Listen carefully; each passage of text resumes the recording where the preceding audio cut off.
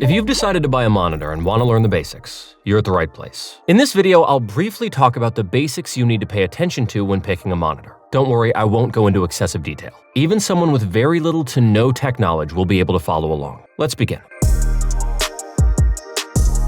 For starters, let's remember our first and ironclad rule: don't trust spec sheets too much. When looking at monitor specifications, you shouldn't rely on the advertised specs on the manufacturer's website, because these figures usually don't align with real-world performance. What you should do is turn to sources that test monitors using proper equipment and methodology, such as RTings, Tech PowerUp, Display Ninja, and PC Monitors. Also, try to research the same monitor across 2 or 3 different sources if possible, because even within the same model, there is a panel lottery. Your unit might top out at 289 nits, while someone else with the exact same model might get 312 nits or 279 nits. Now that you know this, let's start with panel types, which is the first thing you should know. Monitors typically come with 4 different panel technologies: TN, VA, IPS, and OLED. To briefly summarize them, TN is one of the fastest panel types, but on the flip side, it has the worst picture quality. That's why it's rarely chosen outside of competitive gaming. IPS panels are a bit slower compared to TN panels, but they are one of the best panel types in terms of color accuracy and picture quality. While some IPS monitors focus on speed, some can prioritize visual quality instead. There's an IPS monitor suited for almost all budgets. That's why it's the most balanced option for regular usage. VA is typically the slowest option. It has a color performance that is worse than IPS and better than TN. In return, VA monitors are usually cheaper than IPS monitors. The strengths of VA panels are their high contrast ratios and performance on dark scenes. I'll revisit this topic later in this video. These 3 panel types can be summarized like this, but things don't exactly stop there. Panels within each type can range from high quality to low quality. So it is possible for you to see VA monitors that have better colors than IPS monitors. That's why, when choosing a monitor, you shouldn't judge based on panel type alone. Check reviews instead. Now onto OLEDs. OLED is by far the most expensive and the latest panel technology. It's noticeably better than all the panel types I've listed earlier in terms of black levels, contrast ratios, colors, and response time. The downsides of these panels are their susceptibility to burn-in with prolonged use and their limited peak brightness. In short, the overall rankings for the average user can be made as such: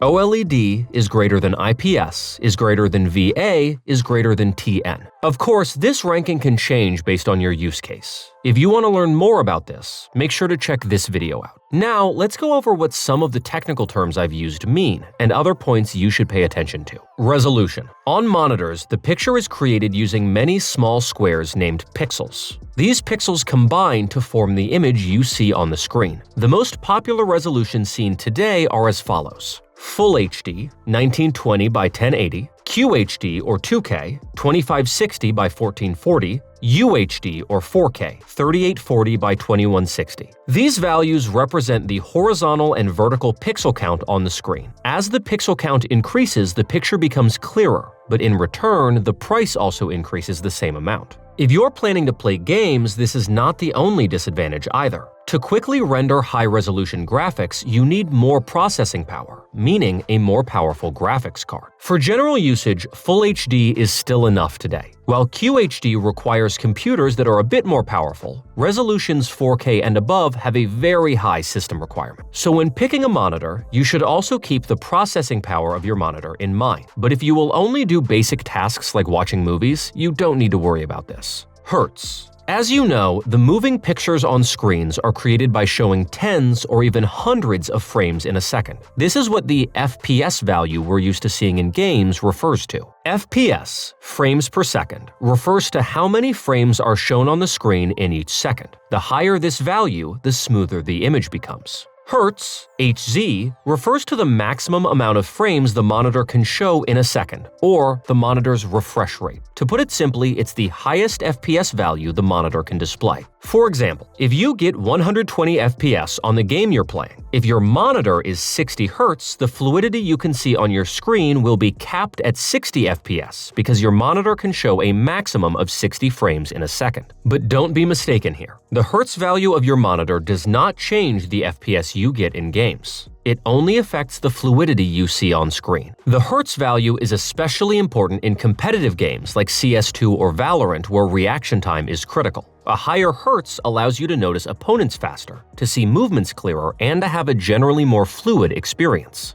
I can say that the general standard for games is 165 Hz and above. Keep in mind that as resolution increases, the maximum Hertz values monitors can achieve tend to be more limited. MPRT and GTG response times. This is one of the most misunderstood subjects when picking a monitor. Response time, MS, denotes how fast a monitor can switch from one color to another. The lower this value is, the clearer moving images appear and the less perceived latency you'll notice. So when picking a monitor, don't make the mistake of only looking at the refresh rate. Response time should be in line with the refresh rate, meaning there shouldn't be a significant imbalance between the two. Another common mistake here is not knowing the difference between GTG and MPRT response times. GTG stands for gray to gray, sometimes also labeled as first response time or initial response time by certain manufacturers and testers. It measures the speed of transition from one shade of gray to another, and the moment the image is first rendered. MPRT stands for moving picture response time and perceived refresh rate in some reviews.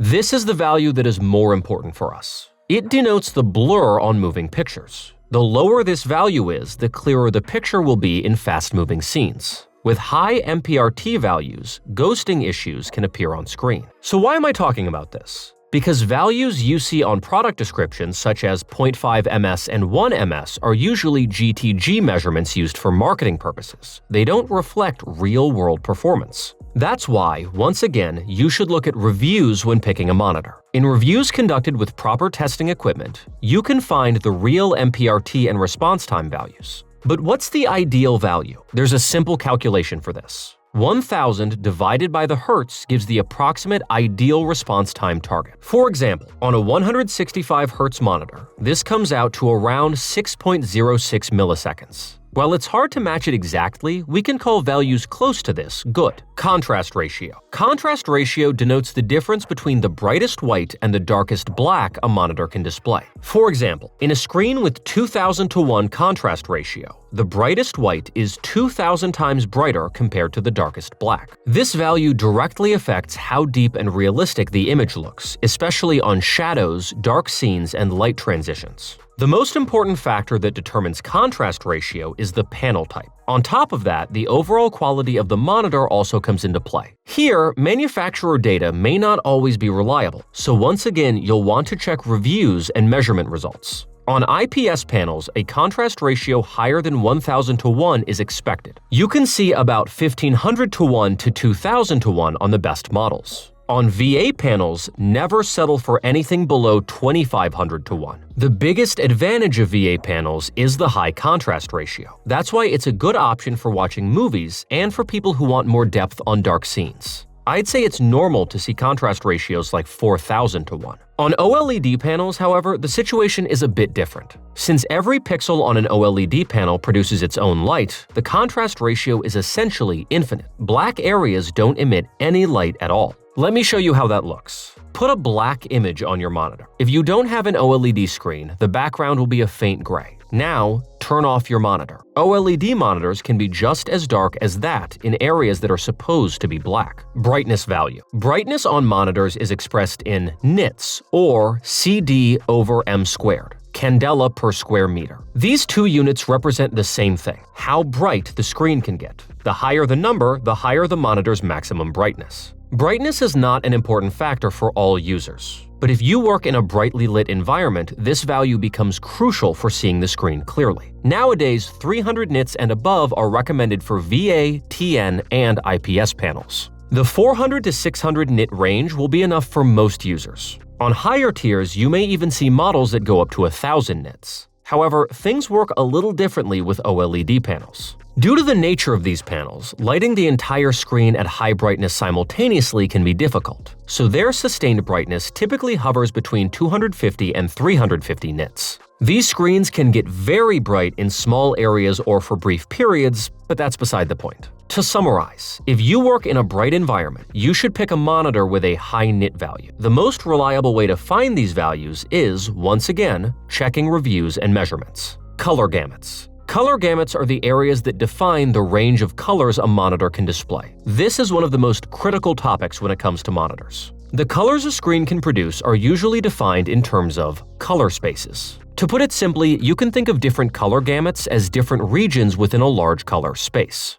The wider these spaces are, the more colors the monitor can reproduce. The most basic gamut is sRGB. This is then followed by Adobe RGB and DCI P3. The widest and the most inclusive color gamut is Rec 2020. But is coverage in all of these important for everyone? Actually not. If you don't work in photography, video, or design, the following coverage values will be sufficient. 95% and up on sRGB, and between 70 to 90% coverage on Adobe RGB and DCI P3 will be enough for most users. Another important point here is the balance between panel speed and color accuracy. It is possible to find a monitor that is both very fast and very color accurate, but these monitors are usually more expensive and require considerable research. You won't find a monitor that is the best in all areas. Each monitor has a different advantage. That's why designer monitors that focus on professional-grade color accuracy are usually stuck at 60 to 120 Hz. Now you know how to pick a monitor. But if you're still unsure, I'll put some of my own recommendations in the comments and the video description. Feel free to check those out as well. If you liked the video, don't forget to hit the like button. If not, feel free to dislike it. Stay mysterious until the next video. Take care, and bye.